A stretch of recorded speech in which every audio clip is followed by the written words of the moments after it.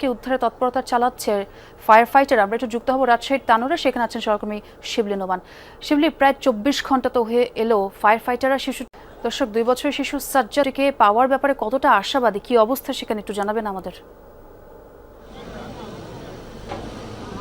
ছোঁয়া ফায়ার ফাইটাররা তো বলছেন যে তারা আশাবাদী এবং তারা তাদের কৌশলে কাজ করছেন, উদ্ধার তৎপরতা চালাচ্ছেন এবং আমি যেখানে রয়েছি সেই জায়গাতেই আসলে উদ্ধার তৎপরতা চলছে এবং আপনি দেখতেই পাচ্ছেন এখানে এক্সকাভেটর দিয়ে মাটি খোঁড়া হচ্ছে এবং যে পাইপটি দেখা যাচ্ছে সেই পাইপটির মাধ্যমে আসলে এই 6 ডায়ামিটারের এই পাইপটি দিয়ে আসলে সেই শিশুটির যে গর্তে পড়ে গেছে সেই গর্তটাকে আসলে সুরক্ষিত রেখে তাকে উদ্ধারের চেষ্টা করা হচ্ছে।